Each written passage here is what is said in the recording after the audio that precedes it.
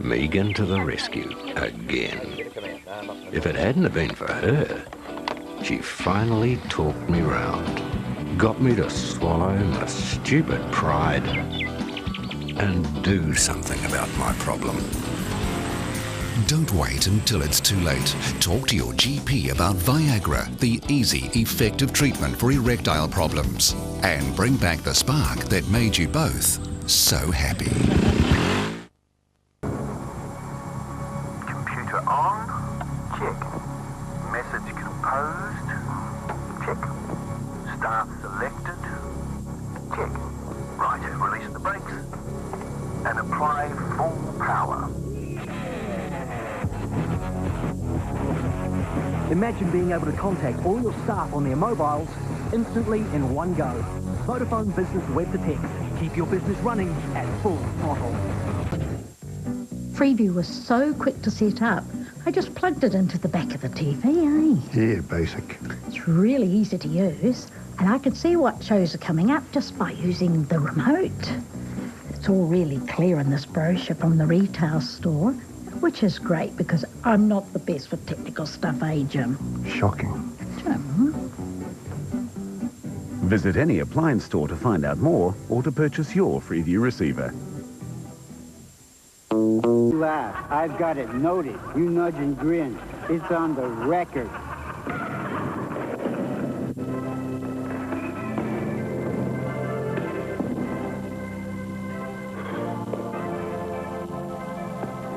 Never fear, it is I.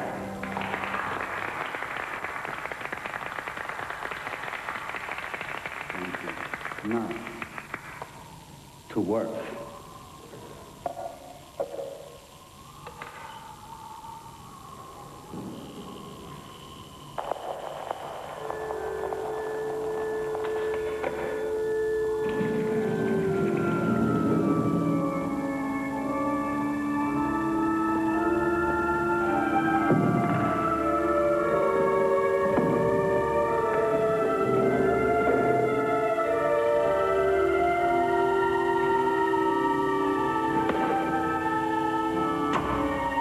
Let us be thankful for what we're about to receive.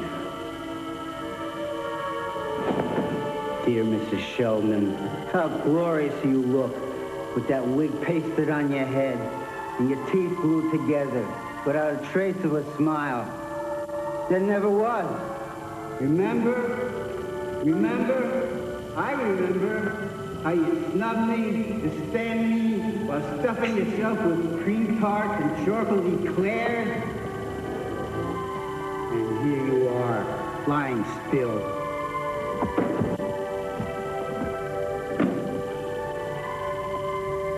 You know, my dear lady, you have a serious sebaceous condition of your pores.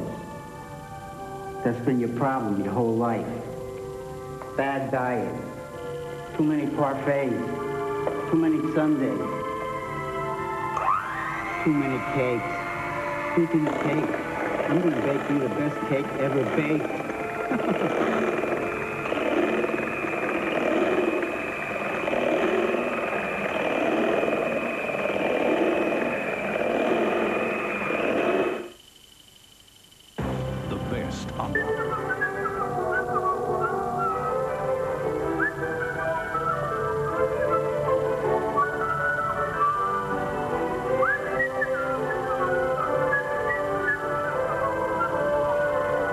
Yeah, funeral cake lady.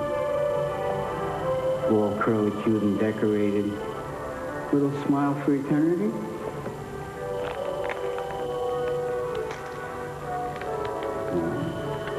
Aren't you cute?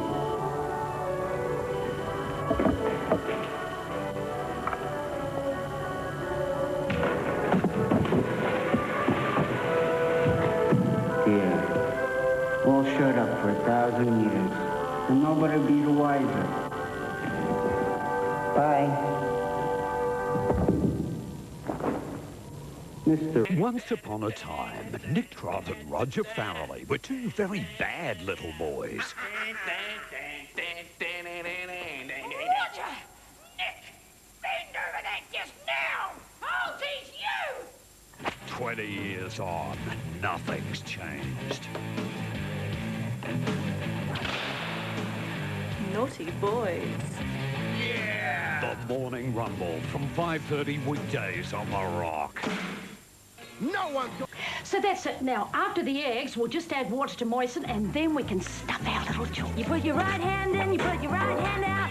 You put your right hand in and shake it all about. Do the hokey pokey and you turn around. That's what it's all about.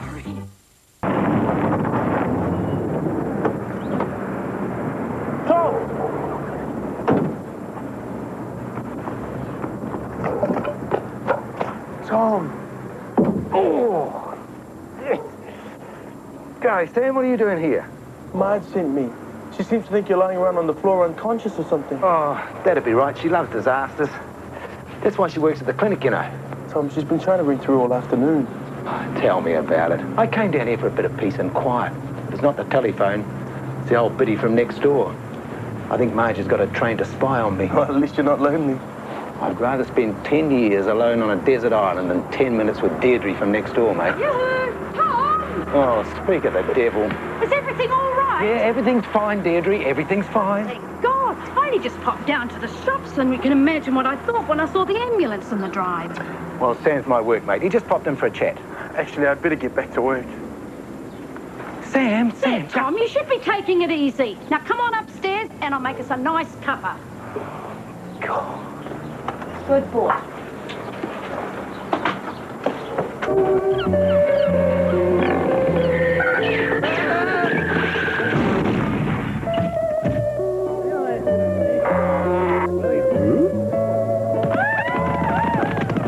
You could join 200 lucky people flying Air New Zealand to famous Waikiki Beach for the great Weet-Bix Hawaiian treasure hunt. Dig for $30,000 in cash prizes as well as a new Ford Falcon. Details on Weet-Bix packs. Well, I used it on everything I normally do, even getting stains out of the teacups. Interesting thing was, I went through far less of it than my old bleach. It's thicker and what else? Much more controllable.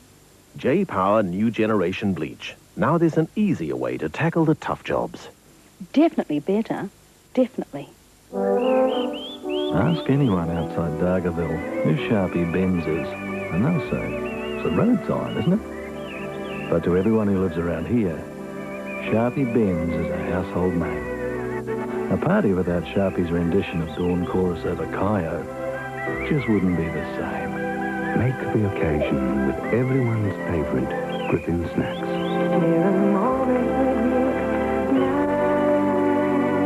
Fan, hanky, pillow. TV Guide. Essential if you don't like being without a TV. Because this month, TV Guide is giving away 100 Casio Pocket TVs. TV Guide. It's the best thing on TV. You wouldn't build a house without a plan. No, right. You wouldn't plan your social life without a diary. You wouldn't go to sea without a chart. You wouldn't go to London without an A to Z. You won't get your license without a road code, son. Oh, you wouldn't own a phone and not have a phone book. And you shouldn't own a TV without the TV Guide. It's your weekly guide to everything on television and more. So don't go home without it. It's the best thing on TV.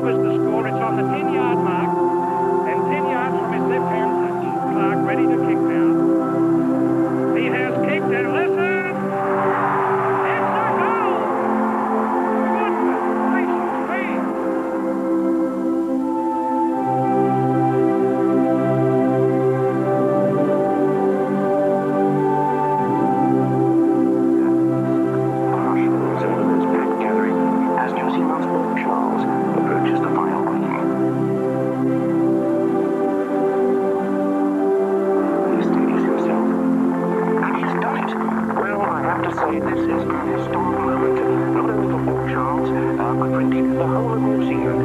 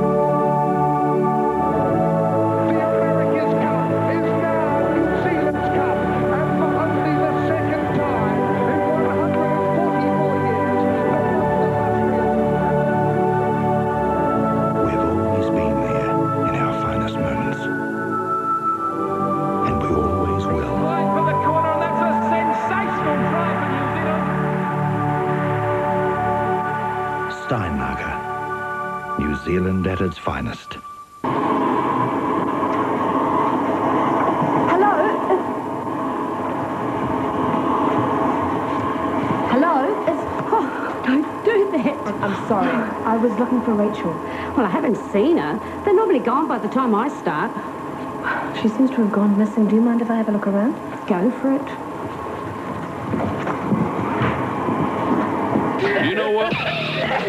Cold is different to cold, and cold is different to cold, and cold is different to cold, and cold is different to cold. Whatever your symptoms, Coldrex has the...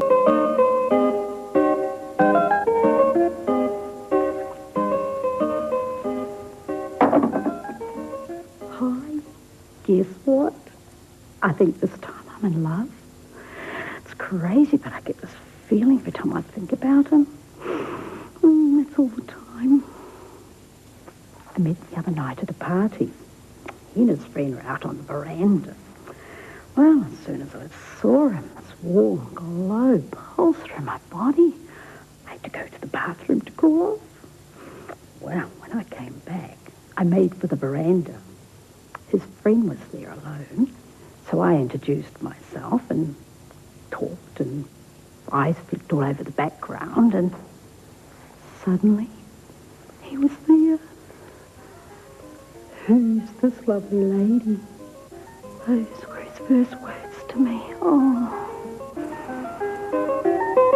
Welcome to Lee Hinton. Our second lady has always wanted to drive a Kenworth truck. Good luck to Lynn Skinner. And our third lady dreams of becoming another Carol Burnett. A big hand for Catriona Hoskett. Hi, Lee. Hi. Welcome on the show. Now, a hot air balloon. What's the appeal of a balloon for you? I think the scenery and the quietness of going up above everything and having a good look around. Floating away. That's it. Be rather idyllic. Can I come? Well, if you like. Thank you very much. Good to have you on the show. Lynn, hi. Hi. Now, where did you get the idea to drive a Kenworth? Oh, I'd like to have the feel of the power underneath me. You can do that in a car. No, the Kenworth's got more grunt. You're a more grunt sort of a gal? Oh, I think so, yeah. Okay, well, then, thanks very much for coming on tonight's show. Catriona, hi, welcome to you. Carol Burnett. You want to sing like her? Well, can you sing? No, I can't sing. I can sing like Carol Burnett, though. Yes. Oh, I take your point. Yeah. She's marvellous entertainment, nevertheless. All right, the very best luck to all Freeview ladies on tonight's show. Have a great time with Blind Date. Yeah, it's really funny how many women really want to drive trucks. I've never, ever wanted to drive a truck or a bus or anything. I don't know why. I can't even drive a golf ball, as Susie would have you believe. Kidding. Let's meet our single. He loves the sea and likes to spend time skippering fishing trips, day cruises and tours around the island. Let's welcome Paul Duke. Hey, Paul. Good to see you, mate. That's a very happening tune you've got on there. Good luck. See you later on. Now, Paul, you'd like to do a little bit of fishing and day trips and so on. Oh, that's right. You got a boat? Well, not at the moment. Why not? It's sunk. Oh, really?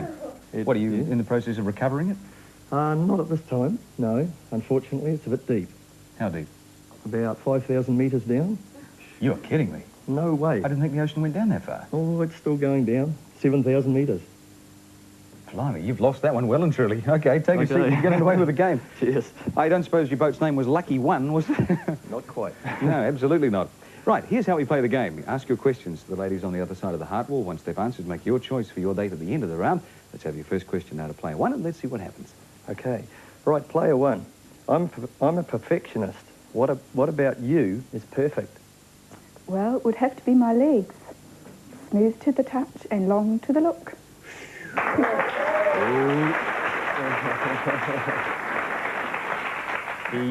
He likes that. Player number two. Well, it'd have to be my smile, Paul. It says that I'm a very warm person with a very big heart. And player number three, he's apparently a bit of a perfectionist. What is it about you that's perfect? I think I'm a bit of a perfectionist myself, and I think my positive outlook on life. Very important. Yeah. Very important these days.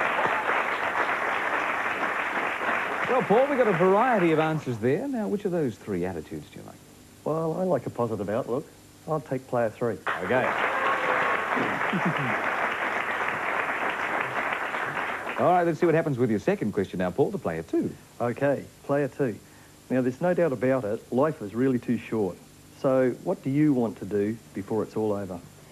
Gee, there's so much out there to do. I'd like to try something musical. I'm a very adventurous lady and a very sensuous lady.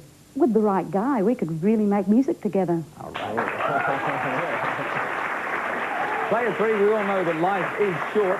What do you want to do before it's all over? I'd like to take advantage of all the opportunities that come my way, and I think having fun and being adventurous are my priorities. Good on you. Player one, 8 bells of tolling. What do you want to do before your life's over? I would love to go hot air ballooning over Africa with someone special. Africa. Ooh, that'll be interesting. Watch out for those giraffes. Something musical, just having fun and being adventurous, or hot air ballooning over Africa. Which of those three answers do you like? Well, I'm rather musical. I think player two will get that. Okay, player two. Well, Paul, let's have your third question now and see what happens with that one to player three. Right, player three. Okay, if two very desirable men asked you out, but it was both for the same night, how would you make your choice? I think I would go out with the one who asked me first, but I would make sure that the second one arranged for another date. Very noble of you. I like that, the honest approach. Player one, what would you do? Well, I think it'd be great fun to go with one under each arm. Ooh. Player two guys ask you out at the same time. What do you do? I'd accept the first invitation and generally apologise to the second, but I'd tell the first guy the story, so if he had any plans of letting me down, he would know there's someone out there in the wings. So better keep his act up, exactly. Well, I hope it never happens to you, but which of those three scenarios do you like? It's difficult, isn't it? Good stuff. Okay, I think that I like the idea of having another date arranged, so I'll take player three. Player three. Well, Paul, that's the end of the round. You've scored once with player two, twice with player three. When I give you 10 seconds to make another choice, this time it's for your blind date. Good luck.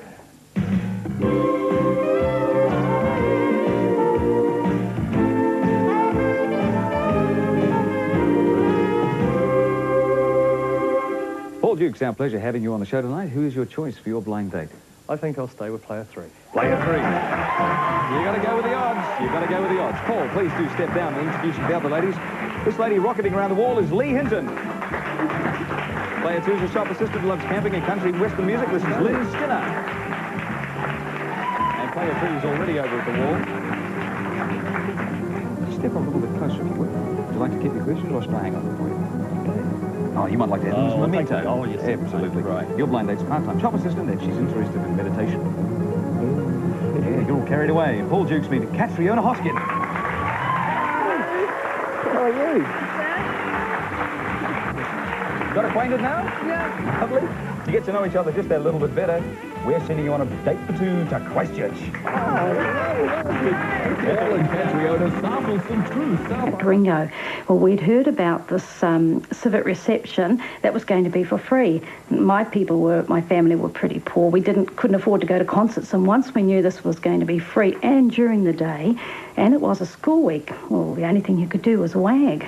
And I'd never wagged before. I didn't even have bus fare into town, but my girlfriend had a little jar of 2 and 6s that she'd saved, half crowns, and they'd be about 25 cents now, I suppose. Anyway, she had some of those, and we caught the trolley bus from Three Kings Terminus, and that took you all the way into town. Once you got into town, it was a live bus with kids and all ages, not just our age, around the 14. There were younger kids and male, female, kids everywhere. And we'd found out where they were staying. We knew it was the Royal International up in, I think it was, Victoria Street. And there was a side street there, and we were all hoping to see a glimpse of them through the window. So we're looking up all these kids, and some of the girls got an idea of climbing up the fire escape. And at the bottom of the fire escape was a little lane with a big black Bel Air. Well, it had to be their car, we thought, and there was cigarette butts on. We're thinking, oh, it must have been one of theirs, you know. And it was, the buzz was getting up, the fever was getting up. Anyway, a couple of the girls started climbing up, thought, I'm going to be into this. So I climbed up and followed them. We walked along this little thin metal sort of fire escape, and unfortunately we didn't see them. So there's a certain time where they're going to have this civic reception, so we knew we had to get up to the Auckland Town Hall, and it's like a little stage type of balcony, really, what it was, and it's the part that faces down Queen Street. Well, I had it set up as a stage. There were rope barriers, so you couldn't get too close to them. And we're in the very front of the rope barrier, the closest anyone could get, you know. And because once they came, everyone was screaming. It was like a fever, a mass hysteria. Once someone would start screaming, you had to follow suit, you know. And my one was Paul, so I continually screamed out, Paul, Paul. And there were tears and emotion and all that. And my girlfriend said Ringo actually saw her, you know, sorted her out and looked, eye contact, and she said he waved just to her. She was wrapped. That was her big thing of the day. So that was basically it. We're all, you know, on this big high screaming out. They didn't actually play, but they spent a good time waving out and making our day for us. It was a long haul after that show. We had to walk up this big Victoria Street right up to Simon Street to catch our trolley bus home, buzzing and talking about it and that, thinking when we got home how great it was we'd got away with it. Well, that night, Mum received a phone call, and my girlfriend Coral's mum had said, did you see Lynette and Coral on the TV tonight? The newsreel. We're in the front with the damn rope bearer screaming out, Paul, Ringo. We were snatched. We were caught there and then. So, because my growling, my father growled at me, and it was all reprimand and that. Well, we found out the next day at school that 30 normally in our class, only 7 attended. Now, one of my other friends, she said that was the biggest regret of her life, not wagging school. She went there and was the only 7, one of the 7 that turned up at school, and she said she's always regretted it until last year when Paul came. She went and saw his show, and it was worth every cent, she said. It was worth every cent, you know, it made up for her not wagging school. She was the goody-goody two-shoes of our group, you know. But that was the only time I ever wagged, and I really enjoyed it. You know, it was the biggest buzz of my life. It'll always be with me. Kia ora, Maria speaking. Can I help you? I'm an advocate, and I work with people who have problems with a health service or a disability service. It's our role to assist people who have problems and enable them to voice their concerns and to support them in upholding their rights. Got this problem with our caregiver. She's really good and we really like her, and basically she does a good job, but we're just not quite sure what to do about the situation. One of the options is to meet with... This means that we will listen to your story, help you clarify what your issues are, and explain what options we see available to you. Yeah, I'm not really that much into confrontations. If necessary, we can assist you by going to a meeting with you when you are seeing the provider about your problem.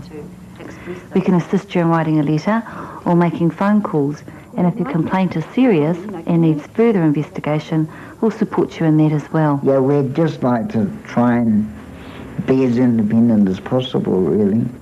That's what we came out here for, so... yeah, but if we could just work together, and it would be really good.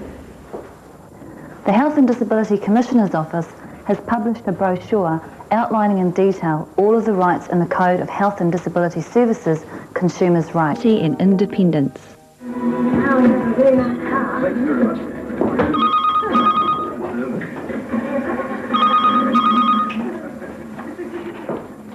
Hello? No, I can take the message. Well, what's the problem? Oh, really? Okay. Yes, I'll tell him. Bye-bye. Simon, that was your landlord on the phone. Now, what's this all about your rent being overdue? I gave you an automatic payment form to sign and send off a couple of weeks ago. Why haven't you done it? You're going to get into a lot of trouble this way. It's out deliberately to become a hero. In fact, when there's a cry for help, you may be surprised at just who does respond and who's willing to risk their own life for a complete stranger. Hi, I'm Philip Alpers, and tonight on Heroes, it's a schoolboy who steps in to help when a courier is attacked by 2 robbers, and a woman on holiday swings into action to rescue a drowning boy. 90 Mile Beach in the far north is a favourite stretch of coast. But like so many West Coast beaches, its water moves in dangerous ways. In this next case, a relaxed picnic turns to tragedy for a Northland family. We've used actors to reconstruct this story. It was a cool day in late October 1982. Touring Northland on a camping holiday was Lynn Skinner, an Auckland widow with 3 young children. She was showing the sights to an overseas visitor. It was a very happy day. We'd come up through Kerikeri and done a lot of sightseeing, and we're about to go and visit and stay with my brother and family, and I'm proudly showing off the north to the overseas person. Meanwhile, at 90 Mile Beach, a group of locals were arriving to collect shellfish.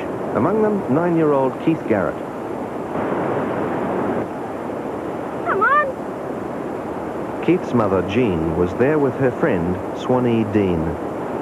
They'd brought their children to play for a while and to get tours for a barbecue. Can you look after my glasses, Mum? Okay. You'll be okay. Just be careful. Yep. Don't go out too deep. Keith went to play in the shallows with his friend Roger Whiteman.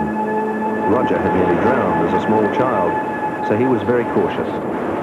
We're just mucking around in the water, about just over waist, or a bit higher than waist probably. It was very, very calm when we got there, and at some stage during the day it just turned real sour on us. Good.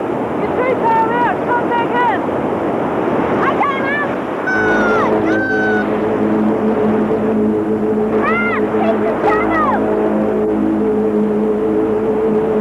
Although Roger wasn't a strong swimmer, he immediately went after Keith. Meanwhile, Lynn Skinner suggested a quick visit to the beach. My companion had never been north, let alone seen 90 Mile Beach. I said, have a look at the beach, then you could say you've seen 90 Mile Beach.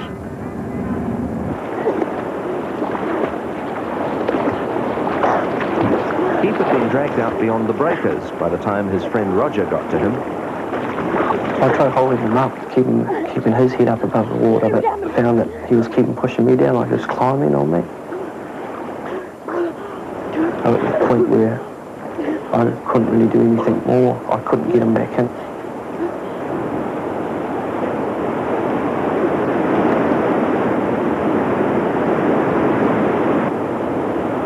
Keith's mother decided to swim out too. Jean Garrett was a strong swimmer, but in her panic, she didn't remove any of her heavy clothing.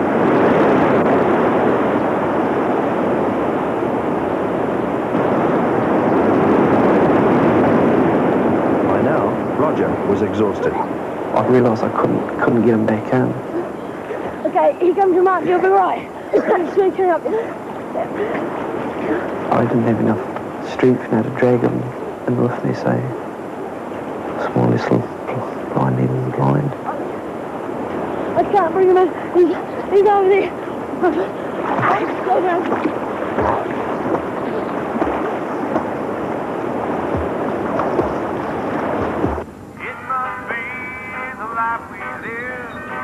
Lynn and her friend were still quite unaware of the life and death struggle beyond the breakers. They parked the van and set off for the beach. Look, it's amazing. You can't even see how far the top is.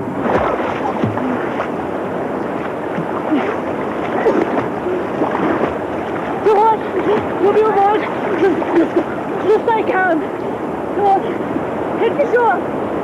Keith's mother pushed him towards shore, but she was too exhausted to continue herself. She never made it back. I'll get help. Suddenly a lady just appeared in front of me, an Indian lady, very distraught. Can you swim? Yes, I can. People out there in trouble. I must get more help. Someone down. Can you swim? No, sorry, I can't swim.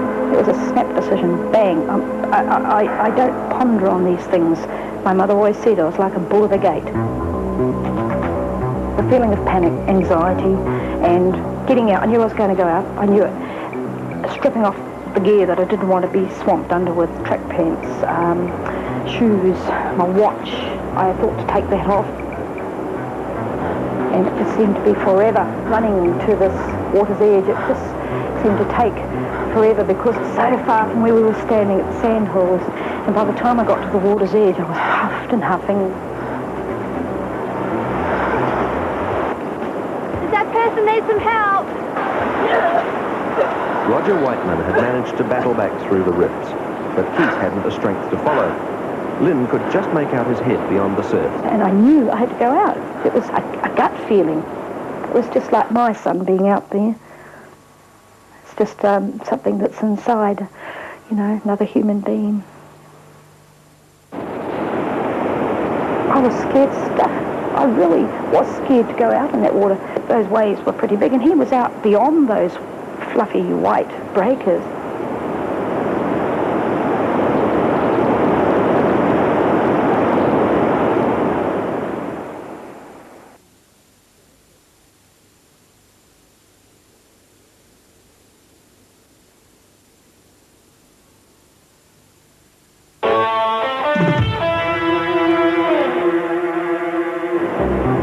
At school, Lynn had been a strong swimmer. Now she was unfit, and she hated the surf. Every time I tried to get out, the wave would bring you back. The force of it would bring you back. I thought, oh, God, so I knew I had to go under each wave. So as I went under, I'd take a big breath, close my eyes and go under and started singing to myself because it would take my mind off what's underneath because I got this fear of sharks. You know, I've seen what's been pulled off that beach at the fishing contest. I was really scared. I really didn't want to go out there. It was so deep, so far out. It was, and I just had to. I kept telling myself, you're defenseless with sharks. They've got it over you in the water. I know they're out there. And then I went and saw that first Jaws movie that came out, and that ruined me. For someone who's always loved the water and done a lot of swimming in my younger days, and to have that Jaws movie, the shock, the fear, and it's so real. The background music, however it goes, and the music is obviously Jaws coming up towards her feet. The biggest fear is having my leg bitten off or losing a leg, the snap from whatever is down below. That's my biggest fear.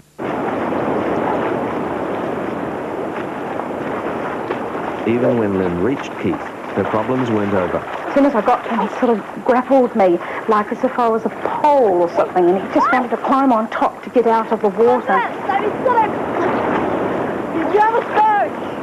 I'm panicking and freaking, swallowing water. So it was a really scary thing, and it really made me snap. It got me very angry, very, very angry. And I'm a growly mum. You know, I've had to bring 3 boys up, very growly. And it just, like, I was not happy about what was happening, and snap. Now, you stop it. Really angry I was, you know, stop it. And that snapped him, you know, bang. He listened to me. I was guiding him, you know. Lynn couldn't grab Keith's hair, like she'd been taught at school, because he had a crew cut. So she hooked her fingers under his arm and began the long haul back. Try and comfort me. From the time I got to the water's edge to the time I got to Keith and back again, it was very, very quick. It was like I had all this extra energy, the adrenaline, the anxiety, the whole lot. It had this extra power. You know, here I am, I'm an overweight person, and I just zoom, and had him in there. Before you know, it was just like someone up above was giving me extra strength. Look! I said, there you are, fella. You can stand now. You can walk now. You'll be all right. There they are. And he just collapsed. Because I didn't think he'd been out there a while. He was so weak, and he just collapsed. And all I could think, I've got to get him out of this water. And straight away, I just got him and put him around my neck. It's the only way I could think of getting him out. And sort of struggled out with him onto the sand where the water had finished breaking.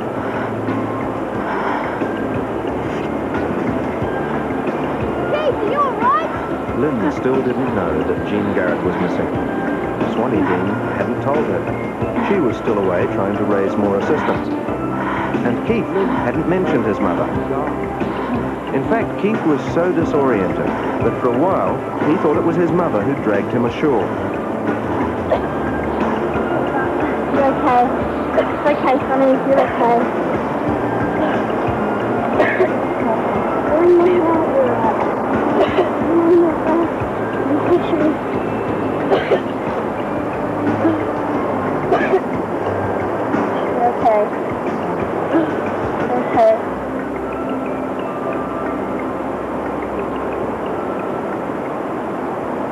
Can you go get my mum? What? Your mother? Where is she? She's still out there. What? Someone look after the boy. I'll go and get the mother. Lynn's immediate response, as soon as she learnt that Keith's mother was still in the water, was to swim out there again. But her friend held her back. I have to go and get her. First, they couldn't even see the missing woman anyway. She must be out there somewhere. She must be out there. Is someone still out there? The boy's mother. I didn't know. Oh, brother. I'll go and get some help to stay here.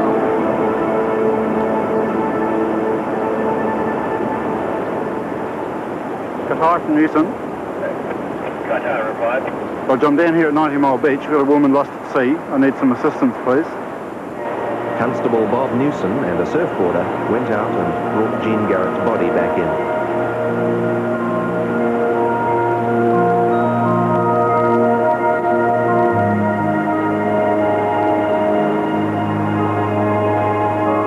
Later, Roger Whiteman and Lynn Skinner would receive the Royal Humane Society's Bronze Medal.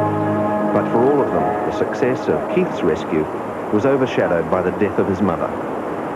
And that was the first time it hit me. This life's gone. And I felt very sad because I wished I had been there a few minutes earlier, because I kept saying to myself, maybe if I was there a few minutes earlier, this little fellow'd have his mum, you know, still. But it took a long time to get over that and realise that this is life, you know. And I've never forgotten it, especially around October. I always remember it. I often think of the boy. What's he doing now? I wonder if he still looks like the Milky Bar kid. How's he growing up? I wonder if he's getting married or having children, you know. I feel very proud, very proud. Lynn visited Keith briefly a short time after his rescue, but another 10 years would pass before she saw him again.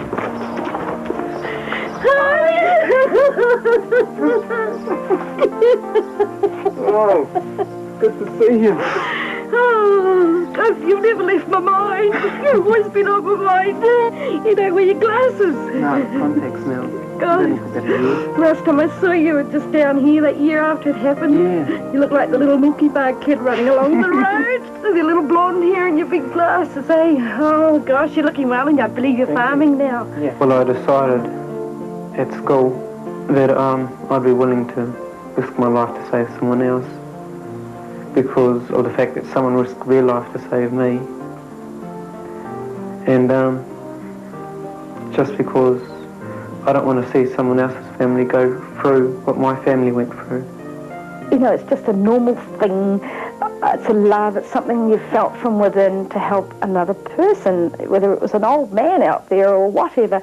I would have done it. Lynn Skinner, meeting the boy she saved 10 years on. Coming up after the break, Robert Mitchell wagged school for a day and got tangled up in a vicious robbery.